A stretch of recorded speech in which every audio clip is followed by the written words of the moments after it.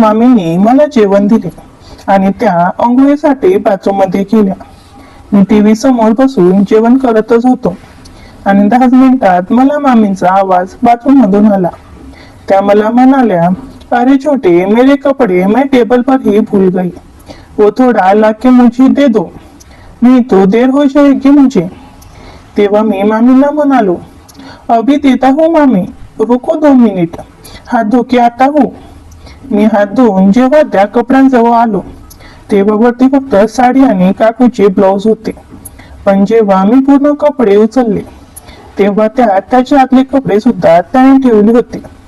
ते पाहून माझं डोकं चक्रावलं, कारण अशा कपड्यांची मला पाहण्याची सवय नव्हती. मला माहिती होते की या कपड्यांची गरज बायकांना भासते.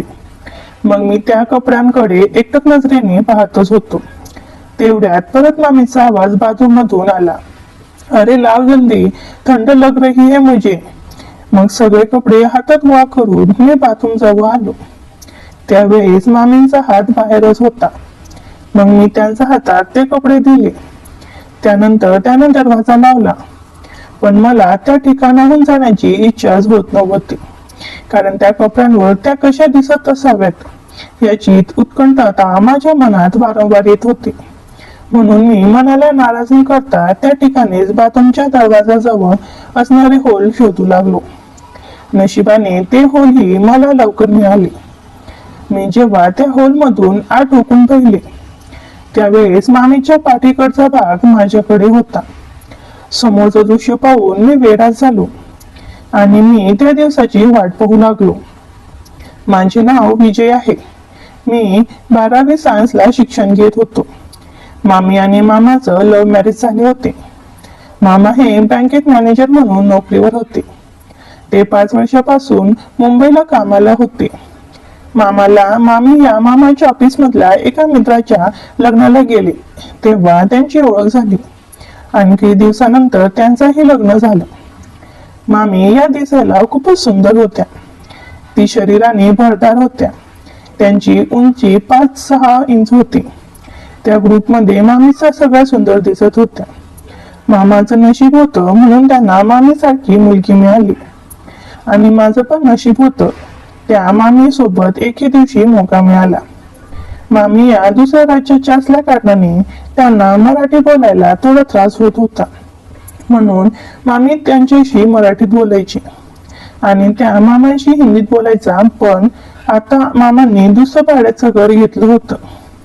त्या ठिकाणी येऊन त्यांना 1च दिवस झाले होते आणि त्याच मी आज संध्याकाळी या ठिकाणी आलो होतो.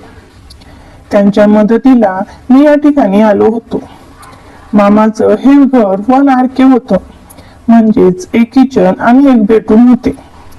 मामी दोघेच असल्याने त्याने 1 RK घेण्याचे ठरवले, कारण शहरात भाडा पण खूप जास्त असतात.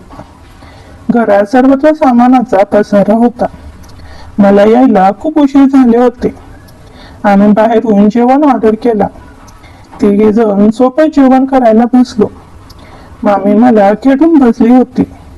तिचा गुडघा माझ्या गुडघ्याला लागत होते. माझ्या शरीरामध्ये काटे येत होते. प्रवासामुळे मला खूप झोप येत होती. घरात पसार असल्यामुळे आम्ही तिथेच खाली झोपलो.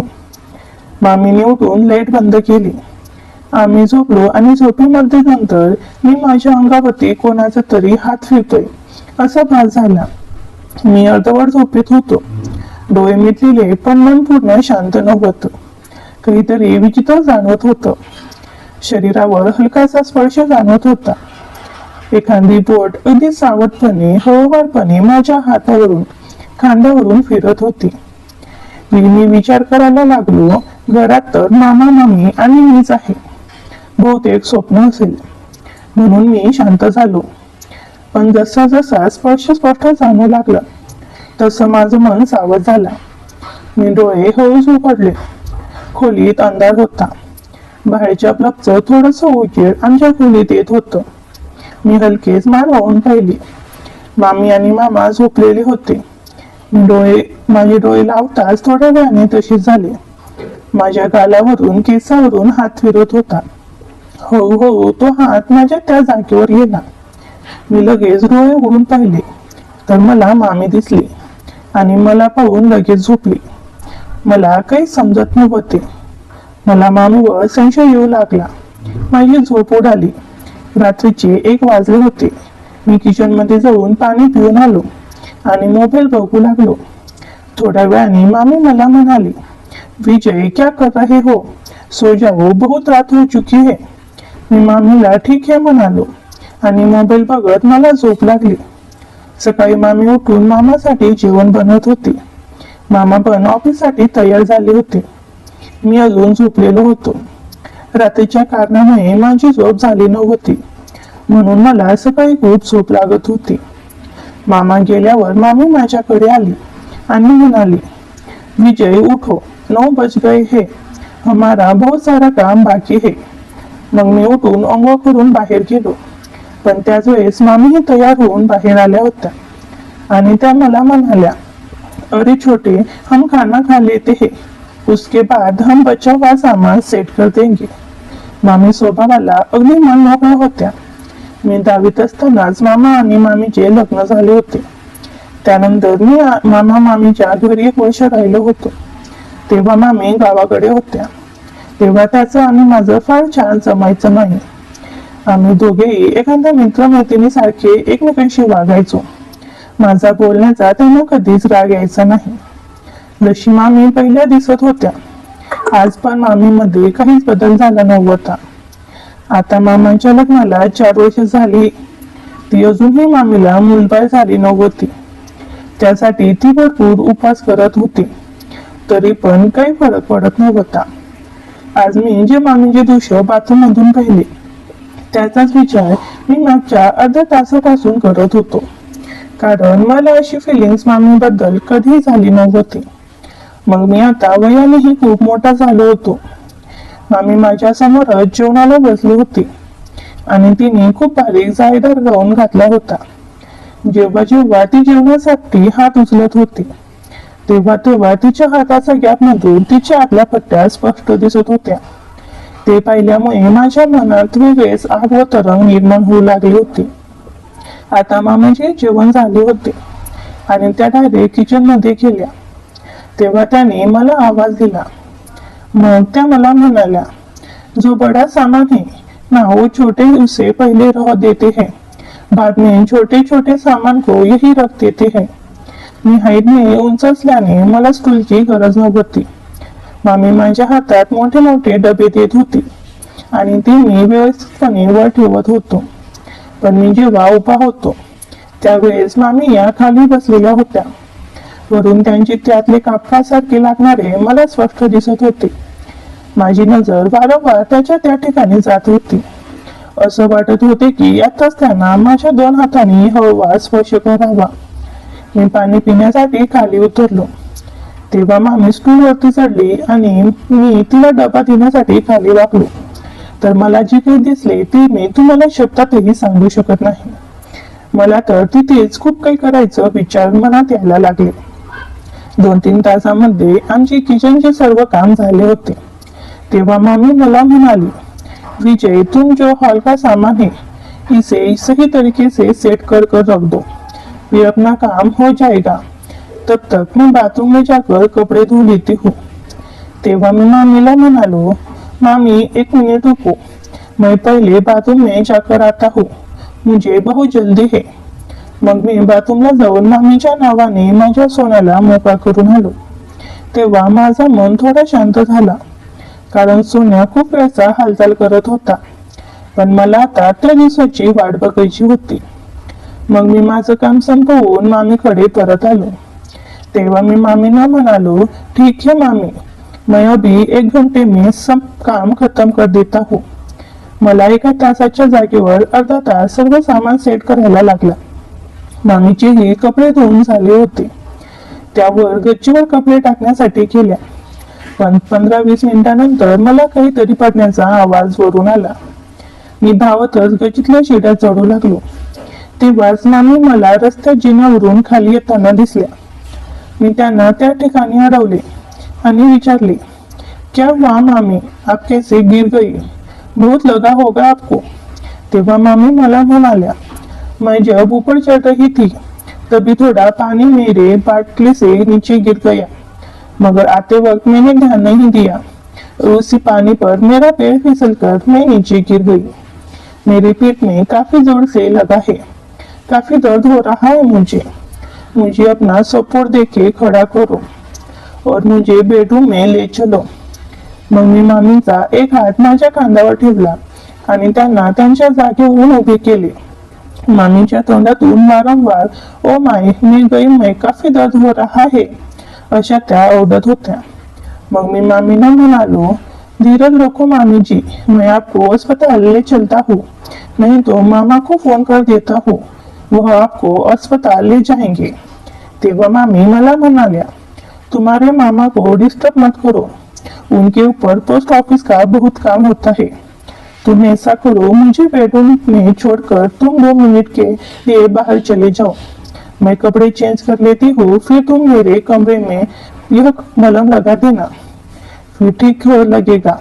मुझे कुछ समय बाद मामीने सांगितल्याप्रमाणे मी थोड्या वेळासाठी रूम मधून बाहेर आलो। तोपर्यंत मामीचेही कपडे चेंज झाले।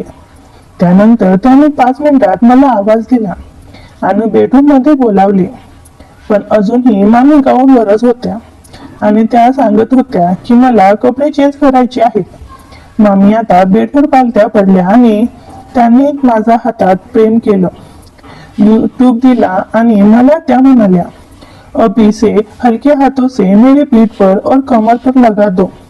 मग मी मामींच्या हातातून तो पेन किलर ट्यूब घेतला आणि स्वतःच विचार करू लागलो की मामींच्या गाऊन मी कोणत्या हिशोबाने वर करू, पण माझ्याच प्रश्नांना मामीने काही न बोलता उत्तर दिले। त्यांनी हळूहळू आपला गाऊन वर केला आणि तेव्हा मला कळाले की त्यांनी आत लगेच घातली आहे, पण मामींच्या पाठीशी सुंदरता पाहून माझं डोकं चक्रावलं होतं।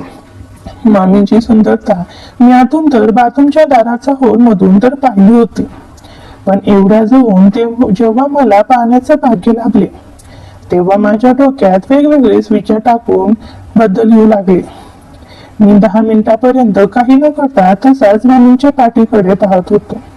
तेव्हा मामी मला म्हणाल्या, अरे विजय नहीं लगाओगे क्या, रात को लगाओगे। तेव्हा मी मामींना म्हणालो, मगर मुझे तुम्हारे पीठ पर हाथ रखने का मन नहीं कर रहा है, दिल में डर लग रहा है। तेव्हा मामी मला म्हणाल्या, अरे पगले मैं तुम्हारी मामी हूँ, कोई दूसरी औरत नहीं, मैं तुम्हें कह रही हूँ तुम लगाओ। अगर तुम्हें ज्यादा ही डर लग रहा है मेरी पीठ पर हाथ लगाने से तो तुम मुझे अपने दोस्त समझकर मेरी तो गर्लफ्रेंड समझकर मेरी पीठ पर वह मलहम लगा दो। मग मी मामी न म्हणालो, मगर मामी मैंने अभी तक किसी औरत को ऐसे हालत में कभी नहीं देखा, इसलिए मैं असमझ में पड़ गया हूँ। मग काकू मला म्हणाल्या, तुम रहने दो, तुमसे कुछ नहीं होगा, मैं ऐसे ही दर्द सह लूंगी। तेव्हा मी मामीना म्हणालो, दिखाओ कोशिश करता हूँ मामी लगाने की। मग मी हळूहळू पाठीवरून तो मलम लावायला सुरुवात केली। त्या मलमामुळे मामींना थोड्याच वेळात आराम पडला होता, कारण त्यांच्या गरमीमुळे मामींना होणारा त्रास कमी झाला होता, पण माझ्या मनातला त्रास हा जास्तच वाढला होता। मामींच्या पाठीचा स्पर्श माझ्या पूर्ण शरीरात सरसर करत होता। त्यांची ती सॉफ्ट लागणारी स्किन माझ्या हातांना एक वेगळीच ऊर्जा देत होती। मलम लावता लावता माझा हात मामीच्या नको त्या ठिकाणी लागला, पण मामी काहीच बोलली नाही। मग मी मलमची पाटली ठेवून तिथून उठायला लागलो। तेव्हा मामी माझा हात पकडून मला म्हणाली, थोड़ा रुको, अभी दर्द थोड़ा कम हो रहा है, थोड़ा और मलम लगाओ। मग मी अजून खाली बसलो आणि मलम हातात घेऊन लावायला लागलो। मामी मला तिच्या हाताने जागा दाखवत होती आणि इधर लगाओ उधर लगाओ म्हणत होते। मामीने नको त्या ठिकाणी मलम लावायला सांगत होती। मी लगेच बाथरूमला जाऊन आलो आणि मोकळा होऊन बाहेर आलो आणि टीव्ही चालू करून टीव्ही समोर बसून राहिलो। तो पेन किलर ट्यूब लावल्यामुळे मामींना ते फार छान झोप लागली होती। आता संध्याकाळी 8च्या 5:30 वाजले होते।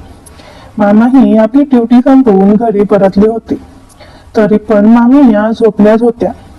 मामींनी घरात कुठं दिसत नव्हत्या, म्हणून त्यांनी मला विचारले, अरे विजय तुझी मामी काही दिसत नाहीये, कुठे बाहेर गेली आहे का? तेव्हा मी मामांना सांगितले, मामा मामी आज गच्चीवर कपडे टाकण्यासाठी जाताना जिन्यावरून खाली पडल्या. पाठला खूप त्रास होत आहे म्हणून त्या झोपलेल्या आहेत. तेव्हा मामा लगेच मामींना पाहण्यासाठी बेडरूम मध्ये गेले आणि तेव्हा त्यांनी मामींना उठविले. आता मामींना पहिल्यापेक्षा फारच छान वाटत होते आणि त्या मामाला म्हणाल्या, अच्छा हुआ कि घर में विजय था, नहीं तो आज मेरा दर्द से बहुत बुरा हाल हो चुका होता. मग थोड्या थोड्या मी पण मामींच्या तब्येत विचारण्यासाठी बेडरूम मध्ये गेलो. अब कैसे लग रहा है मामी आपको? तेव्हा मामीने मला त्यांच्याजवळ बोलावले आणि त्या मला म्हणाल्या, अभी काफी अच्छा लग रहा है. त्यांना लागलीच मला मिठी मारली. त्यांच्या मिठी मारल्याने माझं अंग पुन्हा धरायला लागलं होतं. तेव्हा मामी मला म्हणाल्या, अरे क्या हुआ विजय, तुम्हें बुखार है क्या? तेव्हा मी मामींना म्हणालो, नहीं मामी मैं बिल्कुल ठीक हूँ, मुझे कोई बुखार नहीं है. मग मामी मामा जवळ आणि स्तुती करू लागली. अच्छा हुआ आपने विजय को यहाँ बुला लिया, नहीं तो मैं अकेले इस पूरे घर को भी सेट नहीं करती. विजय ने एक दिन में पूरा घर सेट कर लिया.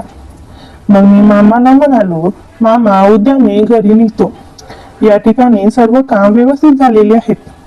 तेव्हा मामी मला म्हणाल्या, अरे विजय इतने जल्दी जा रहे हो, अभी तो 2 दिन ही नहीं हुए तुम्हें यहाँ आए हुए, तुम्हारे कॉलेज को छुट्टियां भी है, कुछ और दिन रुको, हम सब मिलके घूमने जाएंगे.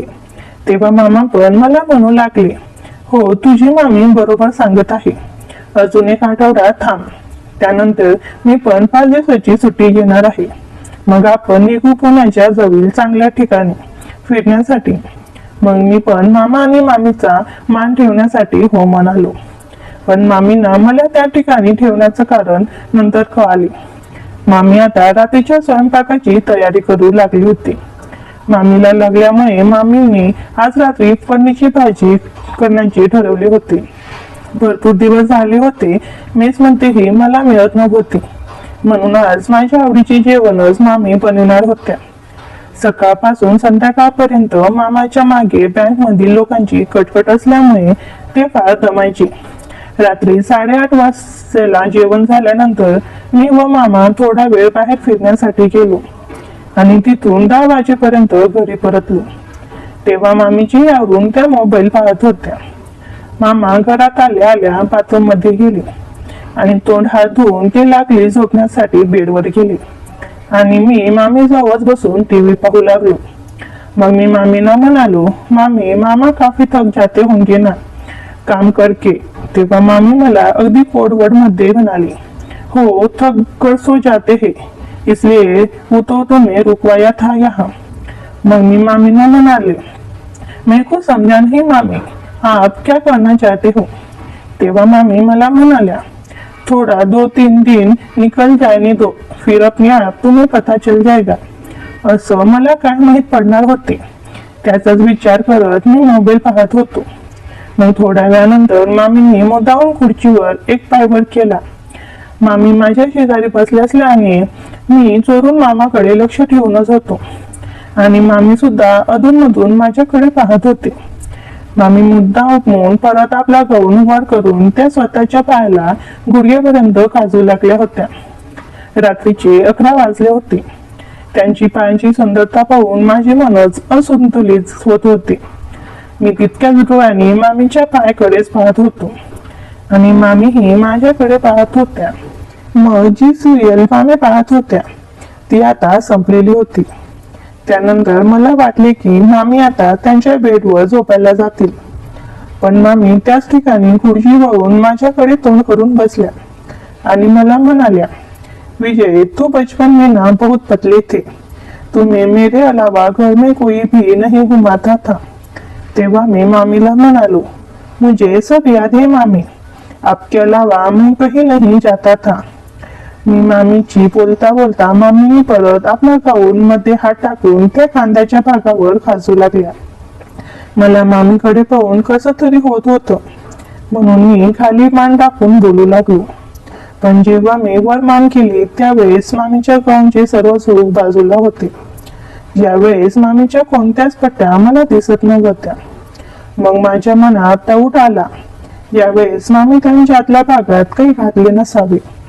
तुम्ही विचार करतच किंवा खाली मान टाकून केव्हा मामींकडे पाहून टाइमपास करत होतो. कारण दिवसालाही माझी झोप झाली नसल्याने मला खूप झोप येत होती. मग मी हळूच मामीला म्हणालो, मामी मुझे अभी बहुत नींद आ रही है, आप भी सो जाओ और मैं भी सो जाता हूँ. तेव्हा मामी मला म्हणाल्या, ठीक आहे, आज काफी देर थक गए होंगे, तो मैं तुम्हारे लिए यहाँ गादी डाल देती हूँ, तुम सो जाओ. काकूनी एक गादी न टाकता 2 गाद्या टाकल्या. मला काही समजेना. मी तर एकाच गादीवर झोपणार होतो. मग ही दुसरी गादी कोणासाठी टाकली असावी.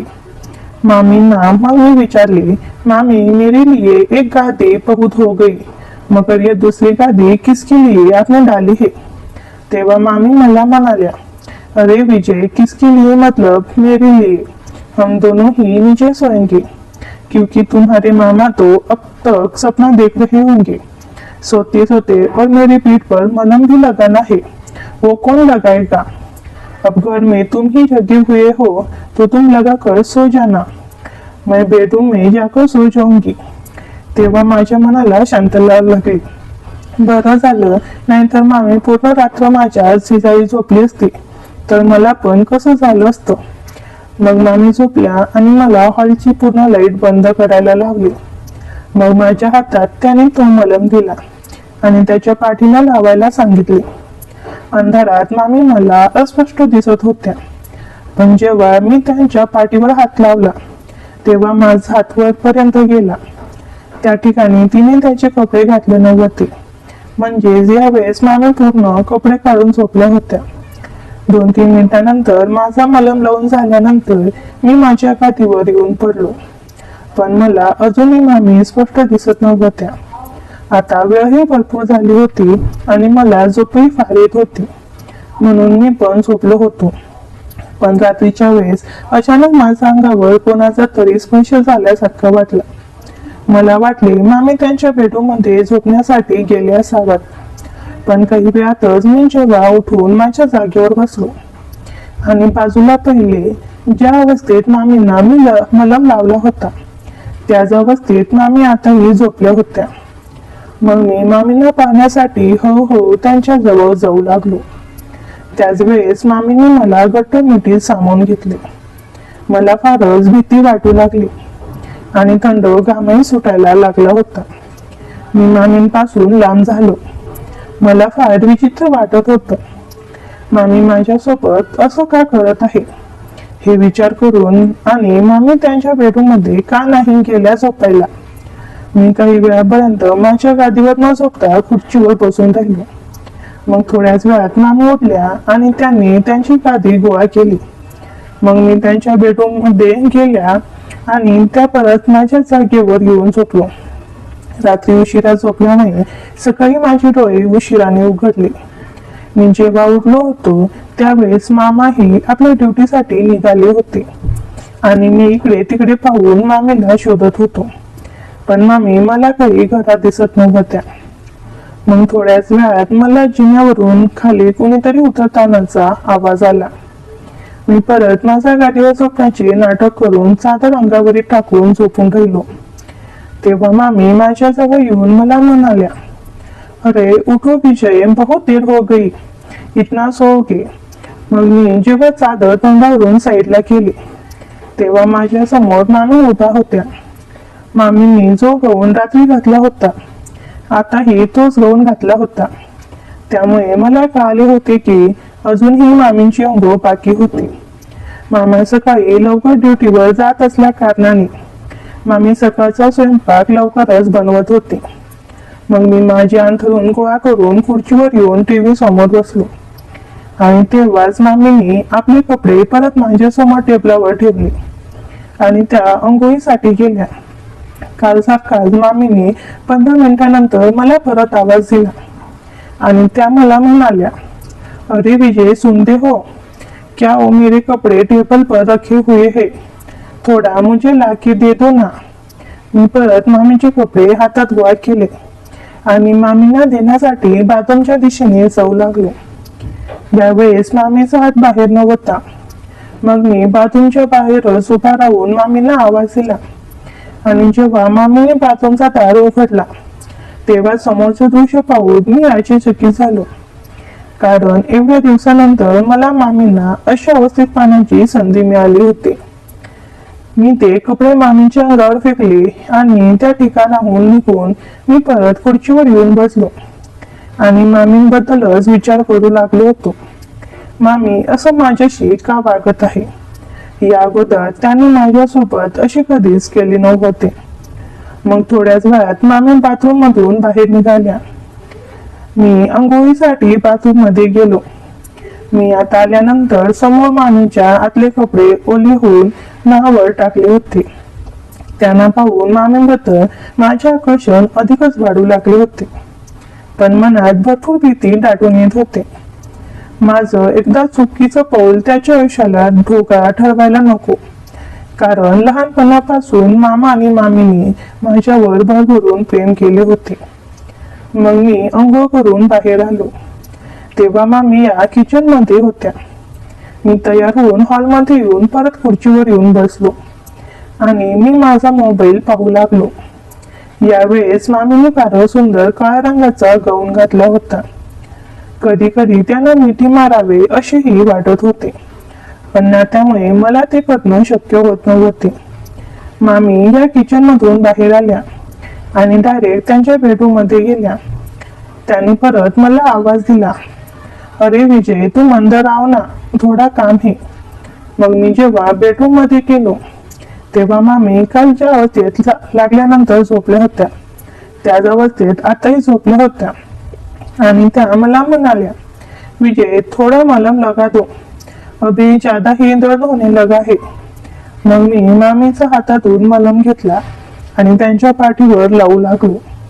मग मी मामीला म्हणालो, मामी यह मलम आप अपने हाथों से भी लगा सकती हो, मुझे अच्छा नहीं लगता आपकी पीठ पर ऐसे बार बार लगाना, उससे मुझे अलगद ही फीलिंग आती है.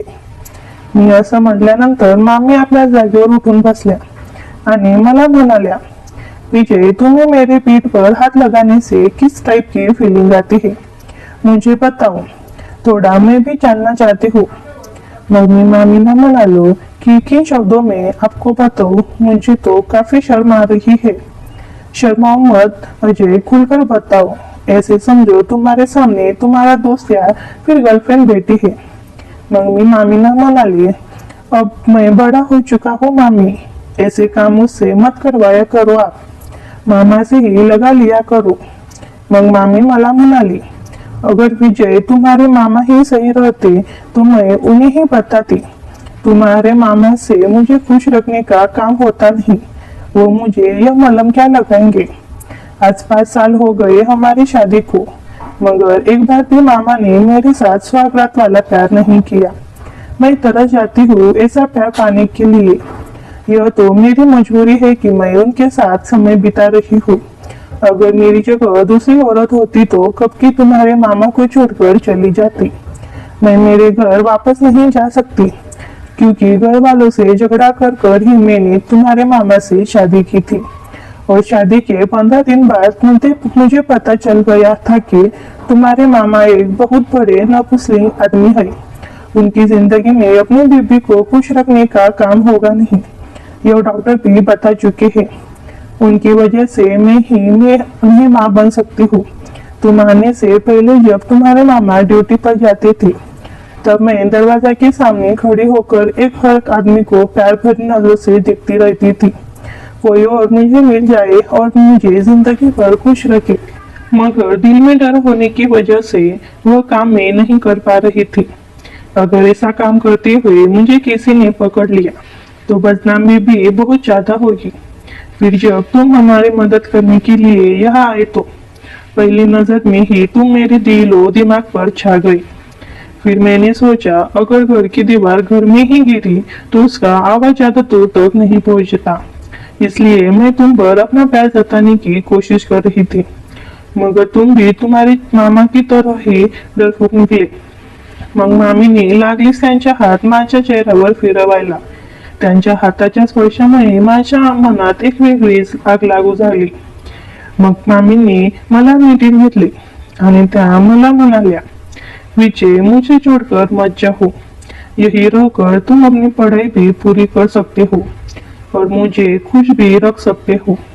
मग मामींनी वेळ वाया न घालवता माझ्या ओठांवर ओठ टिकवले.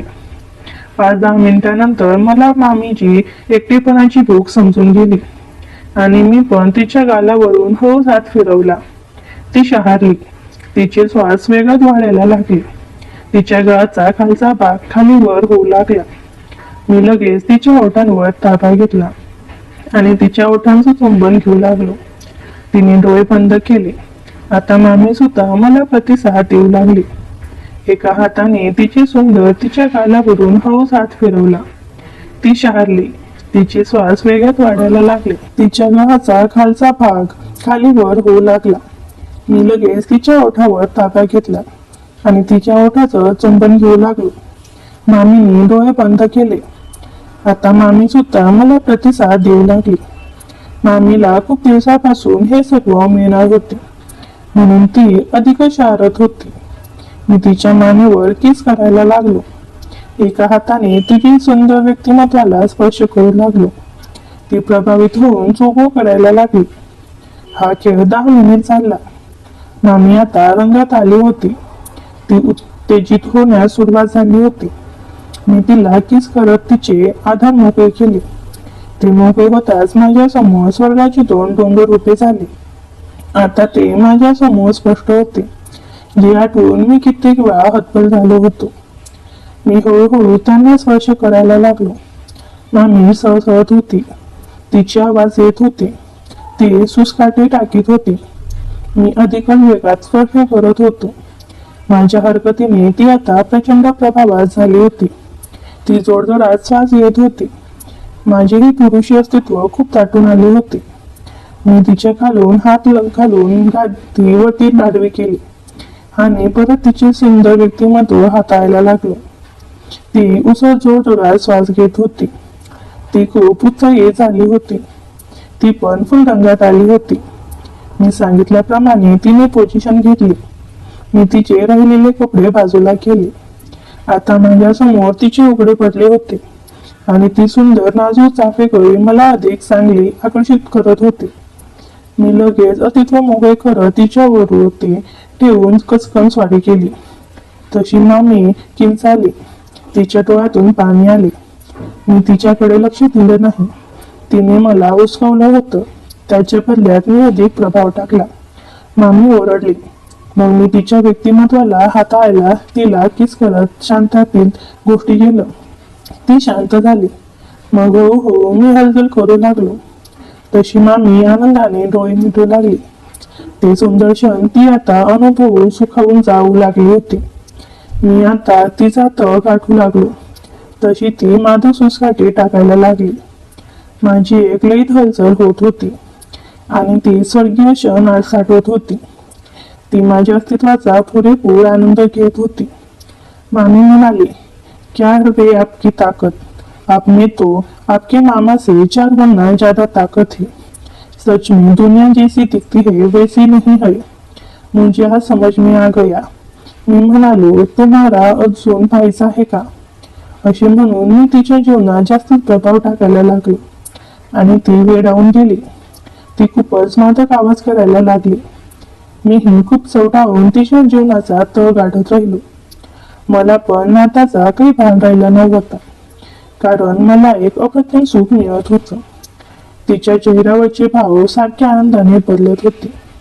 माझ्या चेहऱ्यावर कामाचे दवबिंदू साचू लागले होते, पण मी सारखा हालचाल करत होतो आणि त्या स्वर्गीय चाफेकळीचा आनंद घेत होतो. ती नुसती मादक सुसकाठी टाकून त्या सुंदर क्षणाचा आनंद घेत होती. तिचा चेहरा आनंदाने उजळून निघाला होता. माझे अस्तित्व ती तिच्या सुंदर जीवनात अनुभवत या क्षणाचा पुरेपूर आनंद घेत होती. ती मध्येच डोळे मिटून बोलत होती, अरे काय सुख देतोस रे, तू तर छोटा पॉकेट बडा धमाका निघालास. ती मराठीत बोलली. मग मी अधिक हालचाल करत आनंद घेत होतो. शेवटी मामी त्या उत्कृष्ट सुंदर क्षणापर्यंत येऊन पोचली. ती आवाज करत पकड घट्ट करून आसके देऊ लागली. तिच्या चेहऱ्यावर एक प्रकारचे समाधान पसरले होते. ती आनंदात दिसत होती. तिच्या चेहऱ्यावरचे भाव बदलत हळूहळू तिची पकड मजबूत होत गेली आणि ती शांत झाली. मी इकडे तिचा पूर्ण ताबा घेतला होता आणि हालचाल वाढवत होती. काही वेळातच मला स्वर्गात पोचल्यासारखं वाटू लागलं. ते उत्कृष्ट क्षण जवळ येत माझा बाण सुटला आणि मी तिच्या जीवनात आनंदाचे रंग उडू लागलो. मला स्वर्गात रंगत असल्यासारखं वाटू लागलं. डोकं एकदम हलकं हलकं वाटू लागलं. मनावरचं दडपण दूर होऊन एक प्रकारचं समाधान आणि सुख वाटत होतं. मामीच्या चेहऱ्यावर अमानित सुख आणि आनंद झळकत होता. ती शांत होऊन स्मित करत होती. तिने माझ्या केसावरून प्रेमाने हात फिरवला आणि म्हणाली, खरंच विजय, आज मला तू जीवनातलं अप्रतिम सुख दिलं आहेस. असं सुख आणि समाधान मला आजपर्यंत मिळालं नाही. मी आनंदाने खुश होत म्हणालो, तुझ्यासारखी सुंदर मामी असल्यावर मलाही आता कसलीच फिकीर नाही. आज मला माझ्या भावना मोकळ्या करून खूप आनंद झाला. खरंच तुझ्यासारखी मामी असणं म्हणजे खूप भाग्य लागतं. खरंच मामी, मी खूप भाग्यवान आहे की मला तुझ्यासारखी मामी मिळाली. मग मामा ऑफिसला गेल्यावर मी आणि मामी रोज, पण काही दिवसानंतर मामीला दिवस गेले आणि मामाला हे माहीत झाले. पण मामाला माहीत होतं हे माझ्याकडून तर शक्य नव्हतं. मामा मामीला विचारू लागले. पुढे काय झाले हे तुम्हाला पुढच्या भागामध्ये सांगणार आहे. त्यासाठी आपल्या चॅनलला सबस्क्राईब करून ठेवा आणि कमेंटमध्ये भाग 2 लिहा. धन्यवाद.